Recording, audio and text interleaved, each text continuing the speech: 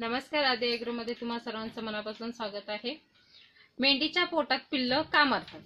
कसं आहे ना, ते जेव्हा मेंढी वगैरे गर्भवती वगैरे असते त्यामुळे काय होतंय, मला म्हणजे दोन अनुभव आलेले आहेत ते मी तुम्हाला सांगते। माझ्या इकडे पण मेंढी होती, तिच्या म्हणजे कसं होतंय, जी मेंढी गर्भवती असली ना आणि ती समजा डिलिव्हरीचा टायमिंग आला की मग जर डिलिव्हरीची पिशवी म्हणजे डिलिव्हरीच्या टायमिंगला जर पिशवी असते ना, ती पिशवी सोबत जर ती बाळ आलीत ना तर ती चांगली येतात। नाहीतर पिशवी पुढे आली आणि बाळ आतमध्येच राहिली तर त्या बाळांना म्हणजे श्वास वगैरे घ्यायला भेटत नाही आणि पाणी कमी पडतं, त्यामुळे ती मग गुदमरून मरतात। हा एक कारण मला म्हणजे माझ्या अनुभवातून आलेलं आहे, कारण की माझ्याकडे पण एक मेंढीचं तसंच झालंय आणि ती पिशवी फुटून आली आणि ती बाळ बाहेर नाही आली, त्याच्यामुळे ती माझी 2 मेंढ्या होते ते मेलेत।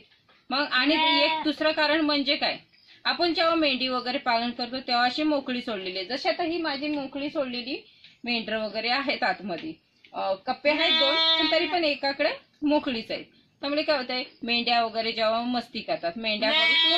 मेंढा वगैरे मस्ती करतो ना, तेव्हा मात्र त्या जी मेंढी गर्भवती असते तिच्या पोटाला जर लागलं किंवा समजा आपण रानात वगैरे चरायला नेतो तेव्हा रानात वगैरे काही लागतं वगैरे, उड्या वगैरे मारतात ती, त्यामुळे त्यांना लागलं वगैरे तर मात्र हे प्रॉब्लेम येतं की त्याच्यामुळे ते बाळ पण मरतं। जेव्हा त्यांच्या पोटाला लागतं ना तेव्हा ते बाळ मरतं, कारण की गर्भवती असतात त्या पोटाच्या ठिकाणी जर मेन लागलं ना की मग त्यांना आतमध्ये इजा होते आणि मग ते बाळ मरतं।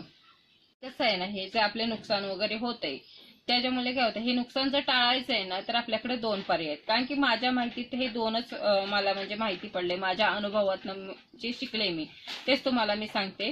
की हे जर टाळायचं असेल तर आपले जे आता हे मी हे 2 कप्पे आहेत, तसंच कोणाकडे शेड वगैरे असेल ना त्याच्यात 2 वगैरे कप्पे असतील तर मात्र गर्भवती मेंढी असेल ना तिला वेगळी बांधायची, कारण की सर्वात मेंढ्या तर मस्ती नाही करत, जास्त करून मेंढाच कदर देतो, त्यामुळे ना मेंढ्यापासून मेंढीला त्या लांबच ठेवायचं जी गर्भवती असते। आणि समजा जर लांब ठेवून सुद्धा तुमच्याकडे तसा प्रॉब्लेम आला ना तर एकच मग त्याचं कारण आहे की मेंढीच्या पोटात पाण्याची कमतरता असते, आणि कमतरता झाल्यामुळे जेव्हा डिलिव्हरी पिशवी येते ना बाहेर डिलिव्हरी होताना, त्यामुळे सोबत जर पिल्लं नाही आली तर ती पिल्लं आतमध्ये गुदमरून मरतात। हा असा प्रॉब्लेम येतो आपल्याला ना, त्याच्यामुळे आपण ना कधी पण डॉक्टरांशी संपर्क ठेवावा।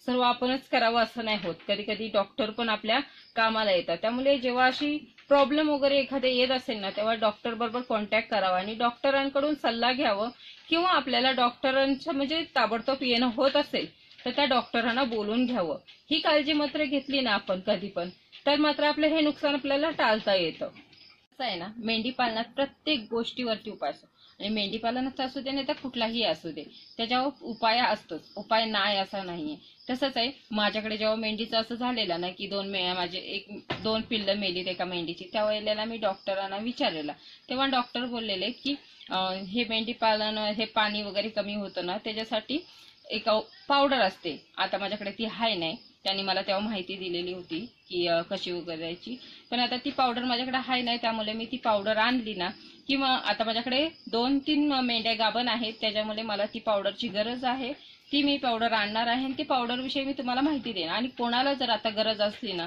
तर मात्र मेडिकल मधनं विचारून घेऊ शकता, आणि त्याच्याकडून सर्व तुम्ही माहिती त्या पावडर विषयी कशी द्यायची, ती कधी द्यायची, हे सर्व तुम्ही विचारून घ्या त्या मेडिकल वाल्यापासून। आणि ना ही पावडर आहे ना, ही म्हणजे त्या मेंढ्यांना दिला ना तर मात्र त्यांच्या पोटात जेवढं ते पाणी बाळाला पाहिजे बाहेर वगैरे यायसाठी, ती पिशवी येते ना तेव्हा ते बाळाला जेवढं पाणी लागतं ना ते पाणी ते पावडर करते काम, ते लेवल व्यवस्थित ठेवते त्या पाण्याचा, पोटात जर प्रमाण वगैरे सर्व व्यवस्थित असतं, पाणी वगैरे त्याच्यात कमी वगैरे पडत नाही पोटात, आणि मग ते बाळ पण सुखरूप बाहेर येतं, हे डॉक्टरांनी मला सांगितलेलं होतं। आणि आता ती माझी गरज आहे म्हणून मी ती पावडर आणणार आहे, आणि ती पावडर आणली तुम्हाला मी दाखवेनच कशी द्यायची वगैरे, कशी द्यायची सगळी माहिती वगैरे मी तुम्हाला सांगेनच। हे आता माझ्या जे 2-3 मेंढ्या गाभण आहेत ना त्यामुळे त्या मला आता भीती वाटते की मागच्या मेंढीसारखे जर ते हाल झालं ना, की आता माझ्या तर मागच्या टायमाला 2 मेलेत त्यांच्या पोटातच मेंढीच्या, त्यामुळे ते भीती वाटते की आता जर आता पण तसंच झालं तर, म्हणून मी त्या डॉक्टरांशी संपर्क साधलेला आणि त्या डॉक्टरांना कॉन्टॅक्ट करून मी विचारलेलं की आता माझ्याकडे जे 2-3 मेंढ्या गाभण आहेत त्यांना तसंच प्रॉब्लेम झाला आणि ती पाण्याचं वगैरे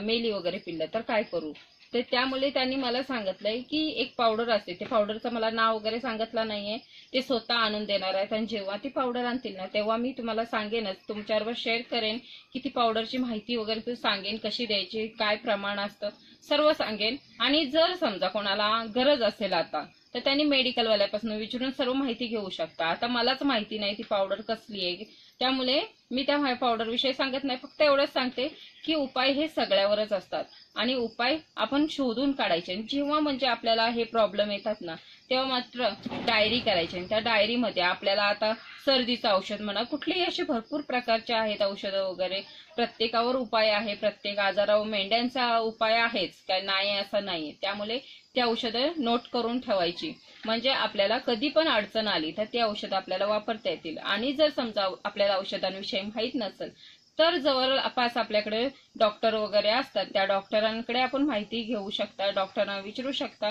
की हे आजार झालेला आहे त्याच्यावर काय उपाय करू शकतो. हे असं आपण माहिती काढत राहायचं आणि माहिती करून घ्यायचं, कारण की आपल्याला मेंढीपालनात नुकसान नाही करायचंय, आपल्याला पुढे जायचंय. आपल्याला प्रत्येक वेळेला म्हणजे सर्व काळजी घेतली पाहिजे, मेंढ्यांची कशी काळजी वगैरे घ्यायची हे आपण स्वतः शिकलं पाहिजे. त्यामुळे मला जेवढं माहिती होतं मेंढ्यांच्या पोटात बालकाम मरते ते मी तुमच्याबरोबर शेअर केलेलं आहे, आणि ती पावडर आणली तर मी तुम्हाला नक्कीच दाखवेन.